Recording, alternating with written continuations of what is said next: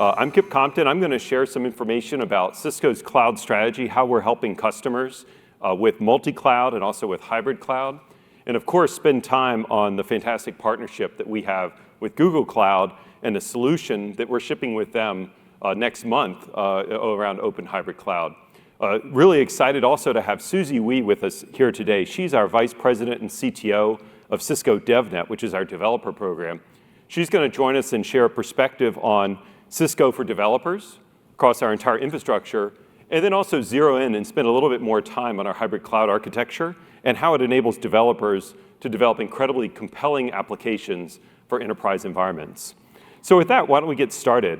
And if you're not that familiar with Cisco, I thought I'd share this slide. This is actually from Chuck Robbins, our CEO, and it's the way that he articulates the strategy for our entire company. And as you can see, he's broken it down really into 5 key pillars for our strategy. And of course, reinventing the network and saying security is foundational is exactly what you'd expect from us. We have the industry's largest and most significant networking and security portfolios. A few of these might be more surprising to you. Unlocking the power of data, we're really finding that, as Google has said at this conference, customers are really looking for ways to use their data in new and better ways. And there's a lot of data that comes out of the infrastructure that can be incredibly helpful to them. You'll also see create meaningful experiences. And that's not just about the types of experiences that we deliver to people who run Cisco infrastructure and networks, but it's also with our collaboration portfolio about the experience that we deliver to workers everywhere as they collaborate with each other. And we're really excited about some announcements we made with Google Cloud here this week, broadening our partnership beyond hybrid cloud to include collaboration in our collaboration portfolio. Then last but certainly not least, you'll see actually the first one here is about powering a multi-cloud world, and that's what we'll talk about today. You might ask, well, why is multi-cloud up there and why is it so important? Well, it's really quite simple. We believe that cloud is the most significant transformation happening in IT for this entire generation.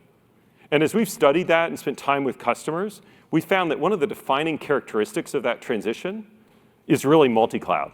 And here you can see the number, 94% comes from a survey that we did together with IDC earlier this year.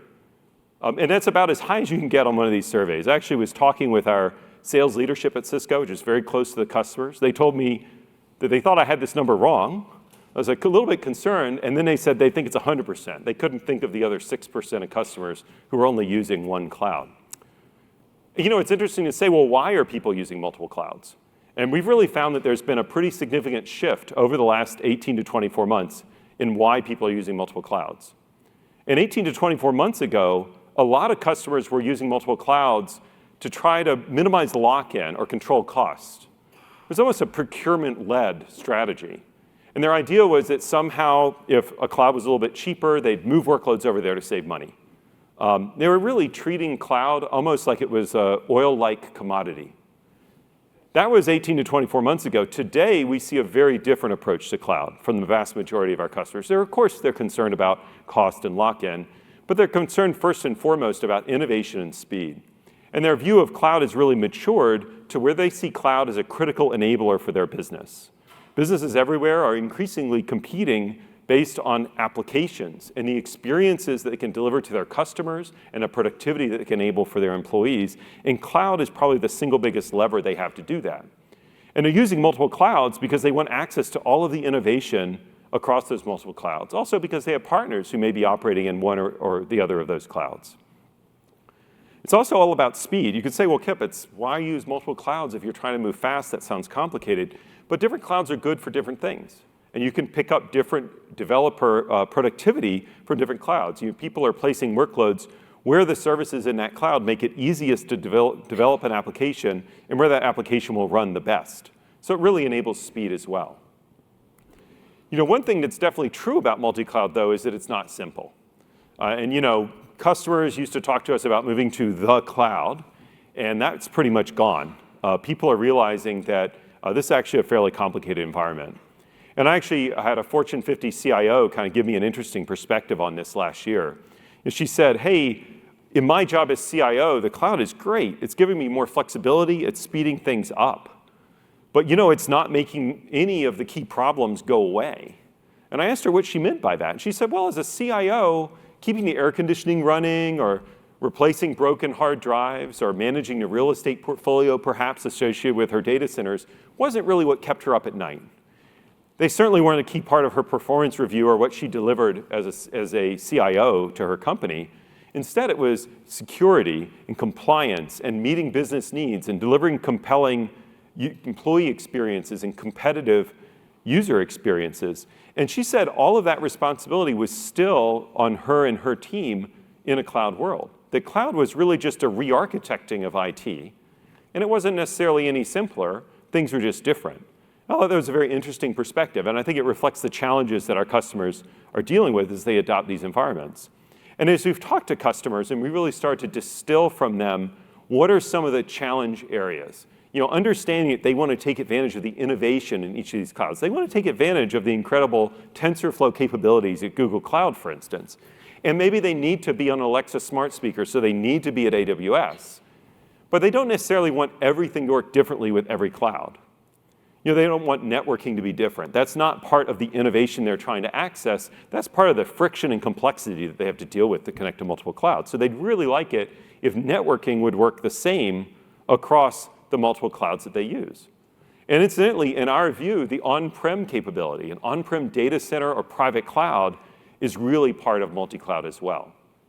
So as we talked to customers, there are a few things that came out. One was certainly networking, not surprisingly since we're Cisco. But actually, in a lot of the surveys that ask customers what their biggest challenges are in moving to the cloud, networking and security come up frequently as top concerns. Unfortunately, Cisco is very strong there. So we have a lot of demand and interest from customers in how can we have a common networking framework? How can we start to treat that virtual network at the cloud provider as if it's part of our enterprise network? Can we use tools that we're already using to manage our network? Can we use the training and the people that we already have? Can we perhaps use the certifications from a security perspective that we already have and just extend our environment to the cloud and take advantage of all that the cloud has to offer, but not incur a lot of additional overhead? The same thing's certainly true with security. And most people will say that having different security mechanisms and lots of seams and handoffs in your security strategy, perhaps across different clouds and data centers, is not a best practice. So they're looking for common approaches to security. Again, security is not where they're looking for innovation. It's something they need in order to access that innovation. And analytics for us is a lot about application performance analytics. And this is actually one of the things that motivated Cisco's acquisition of a company called AppDynamics that provides application performance analytics. We got a really strong feedback from a lot of customers that they needed a way of measuring application performance that was the same across all of the environments where they hosted applications, whether that was on-prem or across multiple public clouds. And they needed that because it didn't make any sense for them to report to their business leadership on the performance of applications with different metrics depending on where that application was hosted. It was confusing. Not only that, we're seeing more and more stretched applications, where a given application might have components running in different places that combine to deliver an experience that enables a business outcome. They need to be able to understand the performance that's being delivered in terms of the performance of each of those components and how they relate to each other. They really need a single framework across all those environments, and that's what AppDynamics provides. Last but not least, we got a lot of feedback that management was an area here. And this one's tricky because people need the innovation in each cloud, so you can't manage everything. This is not about some sort of single pane of glass or one way of doing everything. But there are pieces of management that customers really want to have the same. Perhaps the most common one is cost understanding, cost projection, and understanding what different workloads will cost in different clouds. One way a customer told this to me is they said, look, I'm dealing with multiple clouds, but I have one budget. So I really want to understand how is this going to evolve? How are my costs going to look? What workloads should be where, and what are the economics? So we've really focused on these capabilities for our customers and have tried to make multi-cloud much easier. With that, though, hybrid cloud is a key part of multi-cloud for us. And I thought I'd spend some time on this, especially given the collaboration we have with Google and the solution that we're shipping next month with Google around open hybrid cloud. And what we found actually in the same survey was that 87% of enterprises are either already have or are planning to have a hybrid cloud environment. And this really makes sense. There are workloads that can't move to the public cloud. There are technical reasons. They might rely on certain hardware or underlying software that doesn't easily move to the cloud. Sometimes there are regulatory reasons. There's data privacy laws or security requirements that aren't quite met in the cloud yet. And so we think, and we believe based on talking to customers, that most enterprises will have on-prem capabilities for a very, very long time. I think Urs referred to this in his talk earlier today as well. And so, it's interesting to talk about what do we really mean by hybrid cloud. And so I thought I'd just share in very simple terms 3 use cases that we think are a good foundational set of use cases to explain what hybrid cloud is. And one is being able to develop applications in the public cloud that are consuming data and services from on-prem. So I think this one's pretty easy to think about. Perhaps you're developing a new mobile experience for customers, but the legacy data system and back office system that it needs to access is an old-fashioned application that can't move to the cloud and is staying on-prem. So you need the ability to develop new code in the cloud and access data and applications that are staying in the enterprise data center.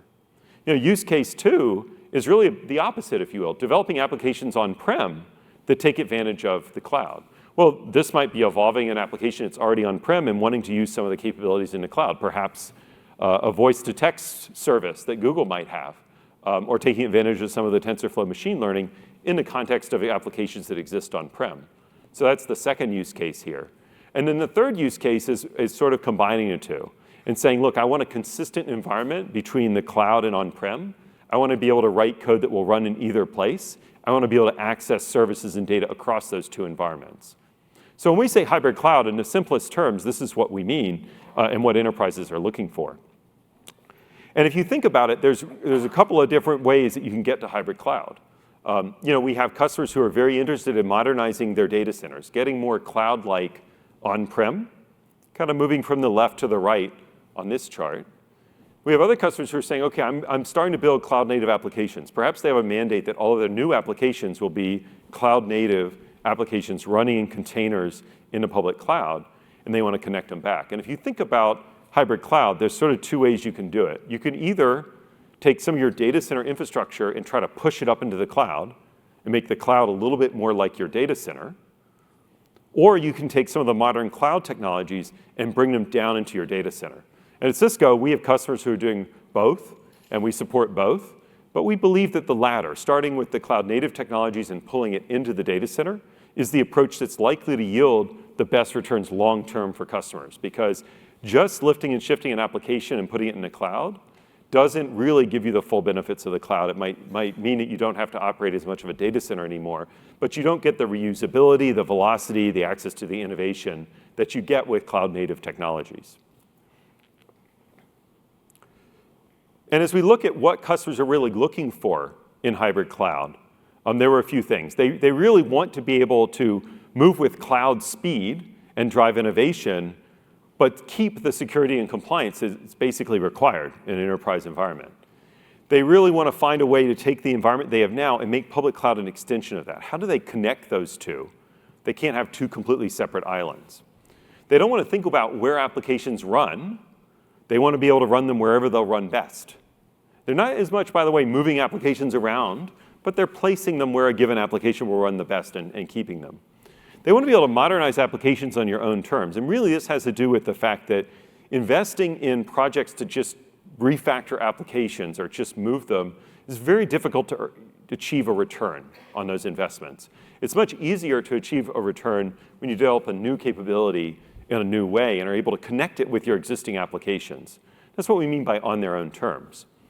And of course, they want their developers to always have access to the best tools, the technologies, and platforms. That just is all about developer productivity. For most of our customers, developers are a scarce resource. They're somewhat expensive and they're hard to hire. So anything they can do to drive developer productivity is a significant lever. So as we looked at these requirements and we looked at the market, we realized that there was a great opportunity to partner with Google Cloud. And we announced our partnership around hybrid cloud last October.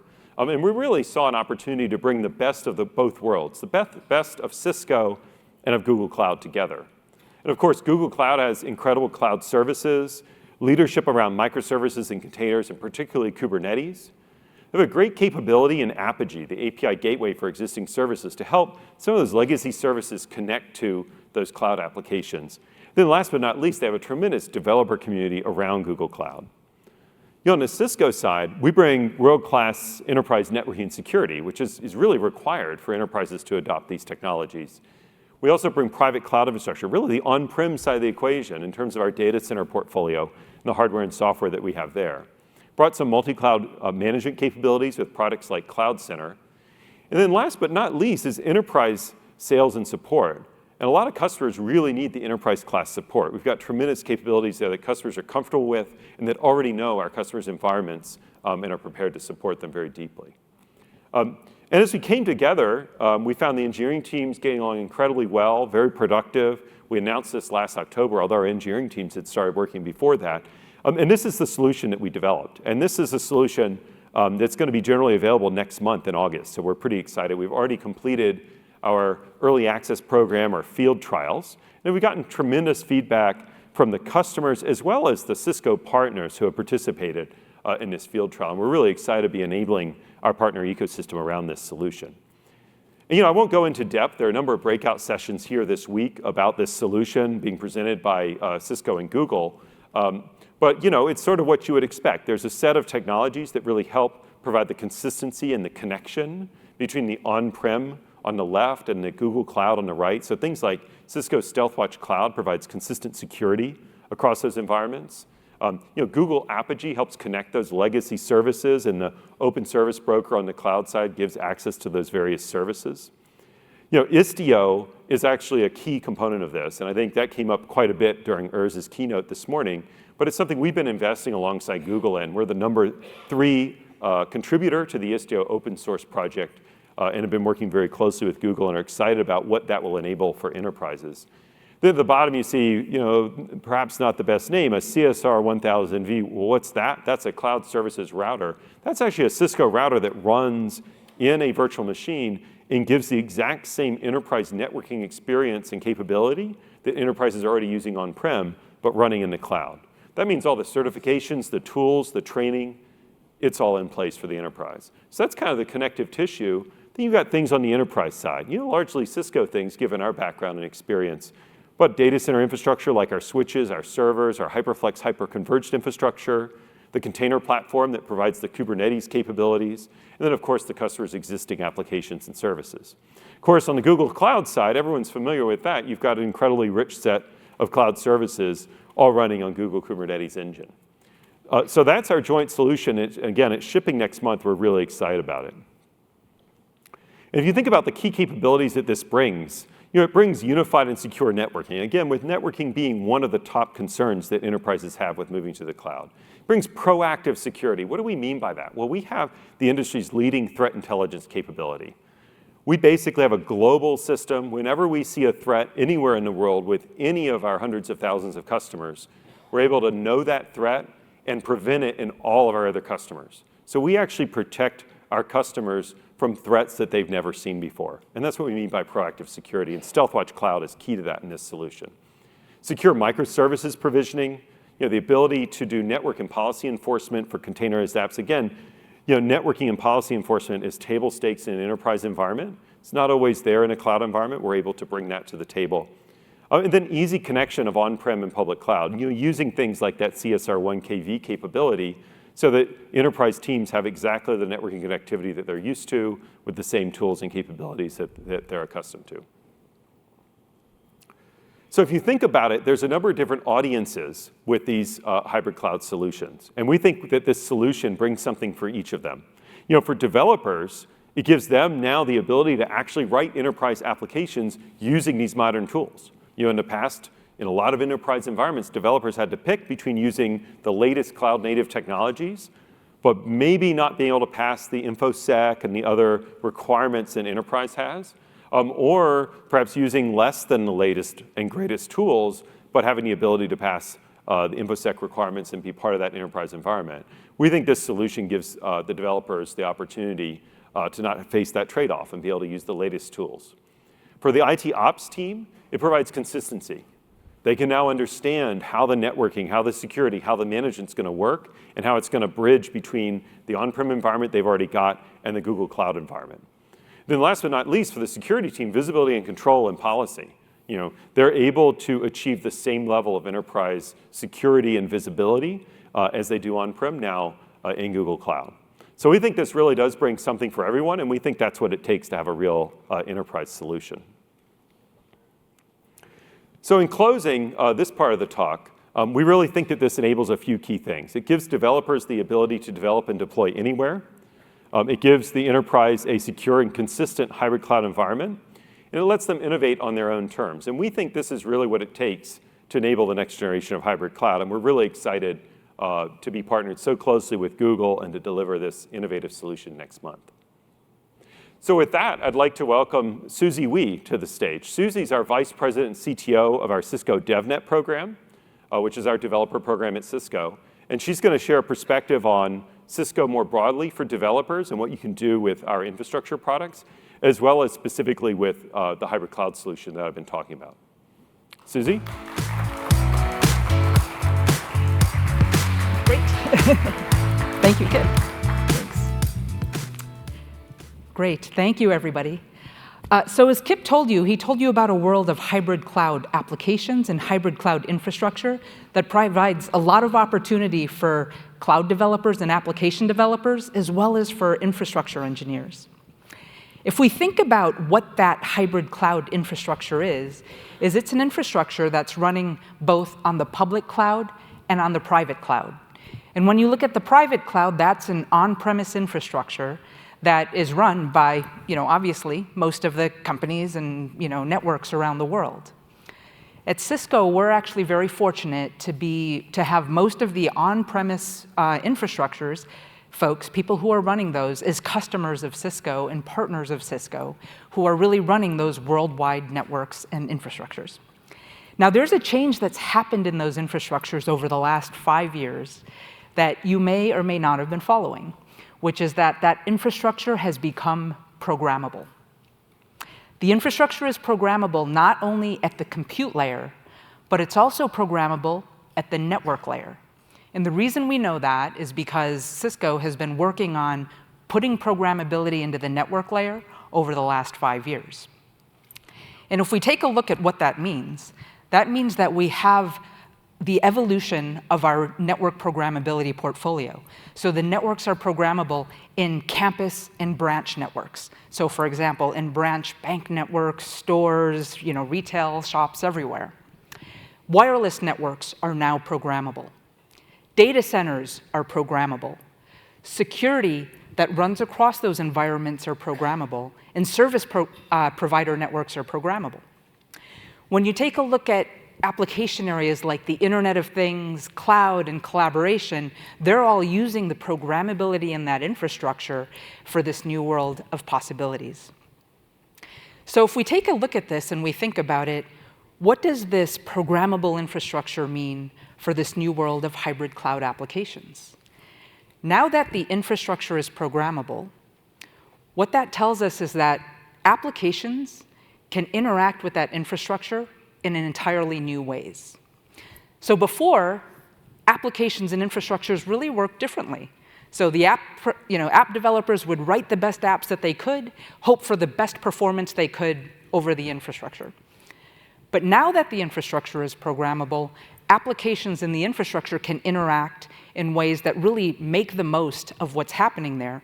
And as we get to this world of cloud applications and hybrid cloud applications, that interchange is really important. So let's talk about what this means for two types of developers. So first of all, infrastructure developers. This is the world of IT professionals, IT admins, IT operators, SREs, DevOps professionals who are running infrastructures. The reason that they care about an infrastructure that has APIs and that is programmable is because their infrastructures are getting more complex, and what they want is automation. They want automation to more easily run, configure, and manage those infrastructures.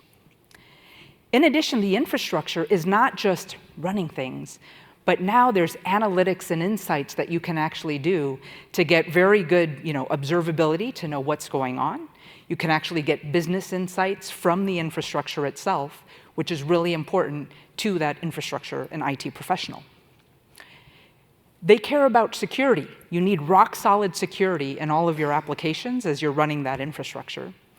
And then, obviously, with the world of cloud applications and hybrid cloud applications, DevOps practices come into play, and net DevOps, where you're using DevOps principles to run your network as well. Now let's take a look at application developers. Why do application developers care if the infrastructure is programmable? It's because they're now developing cloud and multi-cloud and hybrid cloud applications. And obviously, for all of these applications, they really depend on the performance of the infrastructure itself. When you look at infrastructure, we traditionally think of it as compute, networking, storage. But what's happening is in this new world of IoT and digitization, what you have are buildings becoming smart buildings. You have transportations in cities becoming smart cities. So what happens is this digitized infrastructure includes manufacturing lines, smart cities, transportation systems. This is all part of your infrastructure now. And app developers want to write apps that use those. App developers care a lot about the performance of their applications. And obviously, the performance often depends on the network and the infrastructure itself.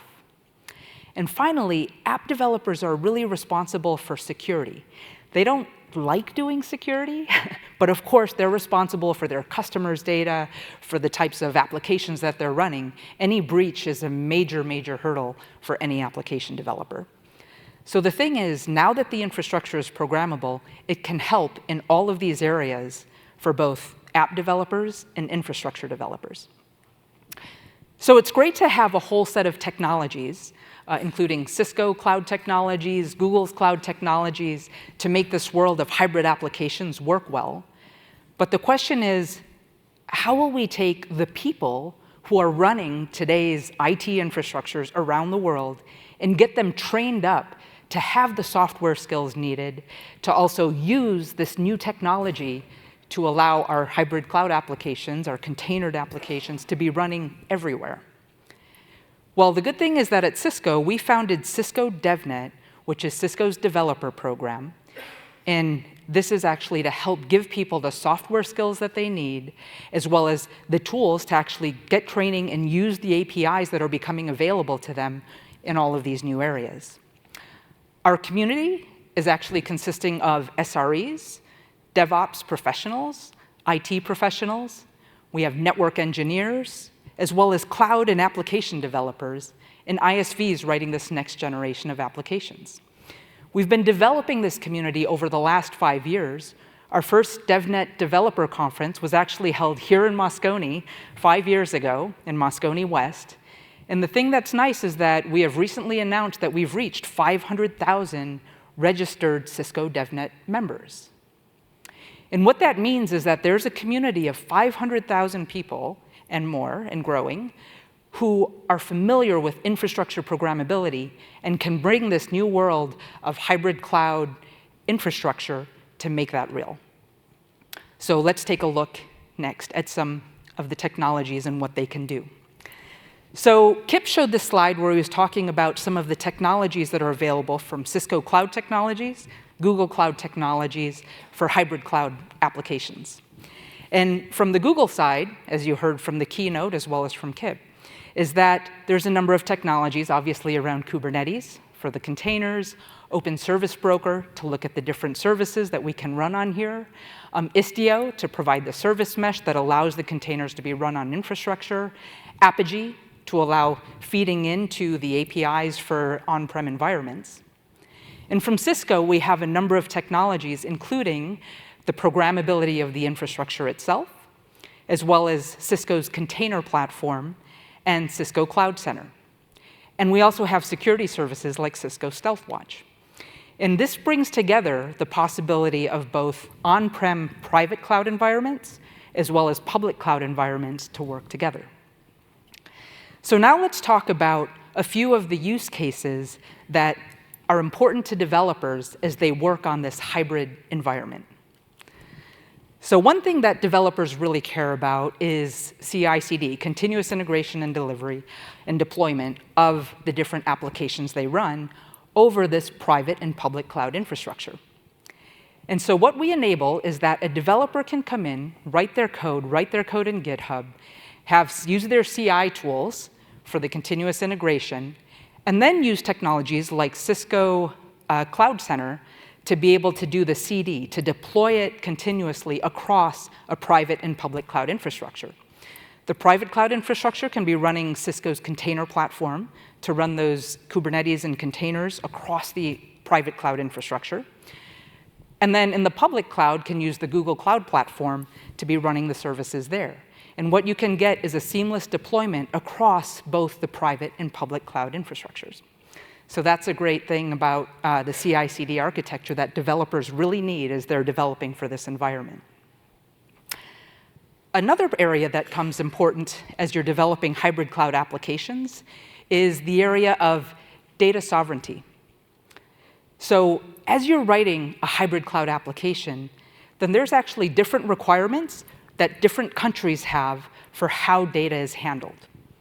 And let's take the use case, and these hybrid cloud technologies can be used to enable data sovereignty in your applications. So let's take the use case of a health insurance company that's working with employee patient records. If you look at this and try to deploy this service across different countries have requirements where the patient's data needs to stay within their country. Now, even though it needs to stay within the country, you want to use the benefit of cloud services. And so the question is, how can you bring these together? Well, you can do it with these hybrid cloud technologies. Because you could use the Cisco container platform within each area, access the patient data locally, and use that to bring down the appropriate cloud services to be working in that more local domain. So if you have different countries, you can still access, using the service broker, the cloud services that are available at different places, but again, bring them in locally to work on the data within the right domain. So it's a great way to enable data sovereignty while using hybrid cloud applications, because you can use all of the tools to make sure that the data and the processing is done in the right place. Does that make sense? The next area that we can look at is edge processing. So this morning we heard about a lot of cool applications in machine learning and artificial intelligence that are being used to really give a whole new generation of user experiences. And so what happens is now if we think about more environments, so if we think about experiences for factories and manufacturing, or for retail, or for transportation and smart cities, you have places where you're now digitizing that factory floor.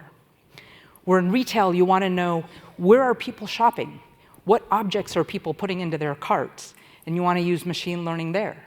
For transportation systems, you're digitizing your transportation systems, you're creating smart cities, and all of these are connected systems, and you want to give people great experiences there.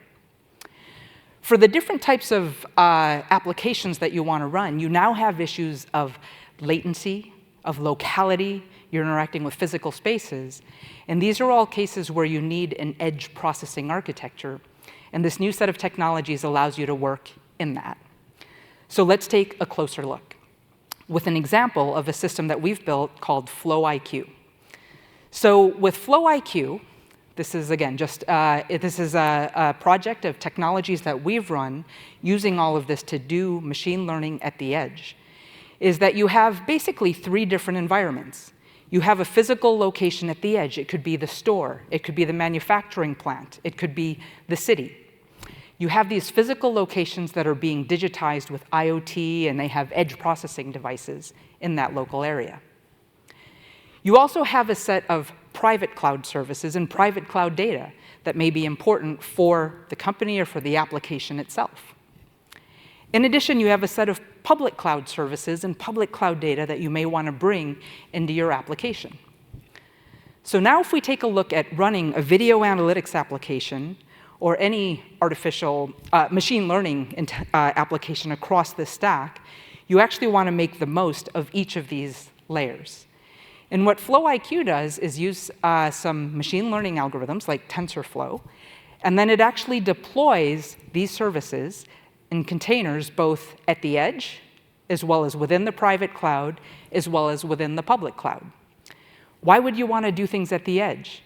You want to do things at the edge because you can have low latency. You can operate on things really quickly, And then also you have an explosion of data. If you're collecting temperature data, if you're collecting video information, you can't feed all that information up into even a private cloud and certainly not into a public cloud to do the processing. You want to perform that processing as close to the edge as possible. And then there's a set of processing that you can do and want to do in the private cloud because you want to access the private data that's associated with that application. But then there's a set of processing that you want to do in the public cloud and access public data throughout. So what FlowIQ does is actually allows processing to happen across these different layers, uses, for example, building the models in the public cloud using TensorFlow. And then in the private cloud does things like object recognition with TensorFlow again.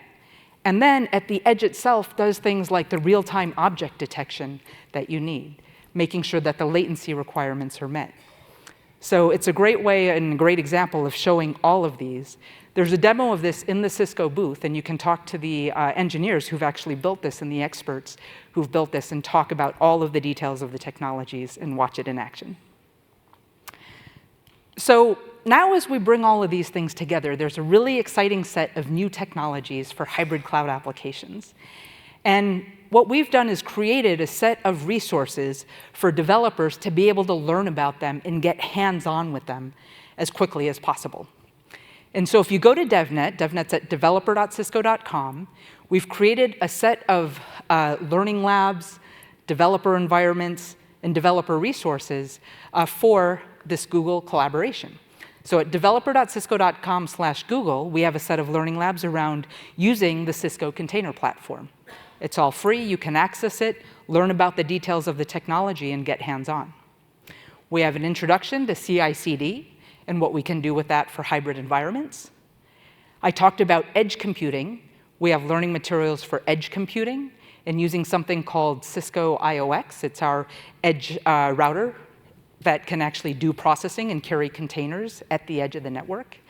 And then getting started with Meraki. And Meraki is Cisco's wireless access points and has a cloud service that will actually take and provide location analytics and how you can use those in your hybrid cloud applications as well.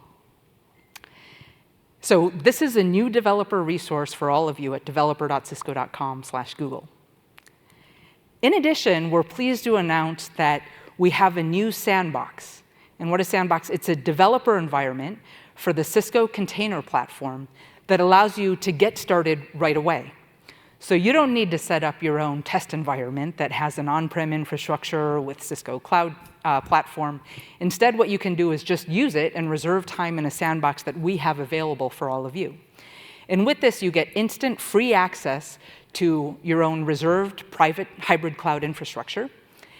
And in addition, there's an API-driven on-premise version of Kubernetes clusters that you can use.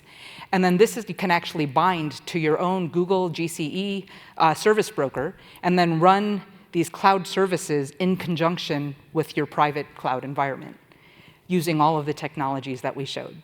So you don't have to do all of this setup yourself. You can just jump right in and use our DevNet CCP sandbox right now.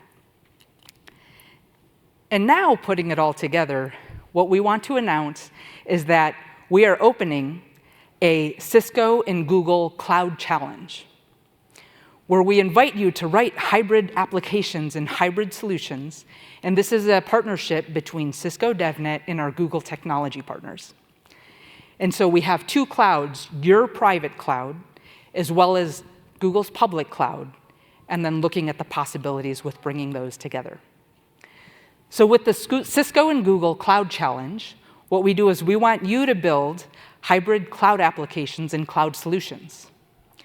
These hybrid cloud solutions should leverage both Cisco Container Platform as well as the Google Cloud Platform technologies. We're going to have 10 finalists and 2 winners that we'll be announcing. If we take a look at the prizes, for the 10 finalists will receive $2,500 worth of credits on GCP, 2 tickets to DevNet Create, our developer conference for application and cloud developers and DevOps professionals. And then you'll get promotion of your solution on DevNet Ecosystem Exchange. And what DevNet Ecosystem Exchange is our solutions catalog and solutions listing that is accessible to all of Cisco's customers and partners, so where they can see how to get familiar with the latest technologies. So your solution would be featured there. Now, the 2 winners will receive $25,000 in credits on the Google Cloud platform.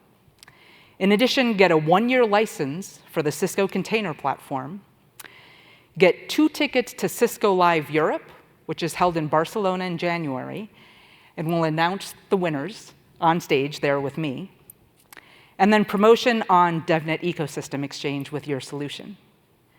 So it's a great way to build your hybrid cloud solution and then get access to Cisco's partners and customers and have them expose and see your solution, and you get many great prizes along the way as well. So the timeline for the challenge is that yesterday, registration opened for this challenge. Your submissions can be submitted from September 1st to November 1st. On December 10th, we'll announce the 10 finalists at KubeCon. And then on January 28th, we'll announce the 2 winners at Cisco Live Europe in Barcelona. So once again, great exposure for you and for your solution, as well as good prizes to go along with it. So putting this all together, there's a whole new world of hybrid cloud development for all of you. And it provides a world of hybrid cloud applications, as well as a hybrid cloud infrastructure that involves both private clouds and public clouds. And what we have is a set of resources for you to get hands-on and get active with it right away. So you can actually code with the Google Cloud and Cisco Cloud Technologies at developer.cisco.com/Google. You can also register for the challenge right now at developer.cisco.com/Google Challenge. And we really look forward to the types of solutions that you build. And if you're here in San Francisco at Google Next, then in the Cisco booth, we're running a set of workshops, hands-on workshops, where you can actually get hands-on, start using the technologies, and we have our DevNet developer evangelists, as well as our Cisco cloud experts, who can work with you and get you quickly hands-on with using cloud technologies today. We have workshops that are running in the Cisco booth now, so please use this opportunity to get in there and talk to the experts and get started. You can write your first hybrid app today. So I want to thank you all. What we have is, once again, visit us in the Cisco booth, where you can meet Cisco's experts, where you can see these world-class solutions and hear more about the partnerships and talk to us about this for both this private and public cloud, and learn more about the Cisco and Google partnership. And also, you can follow us on social media in all of these different areas. But we're really looking forward to the interaction with you all as we hit all of the opportunities in this world of hybrid cloud applications and a hybrid cloud infrastructure. Thank you.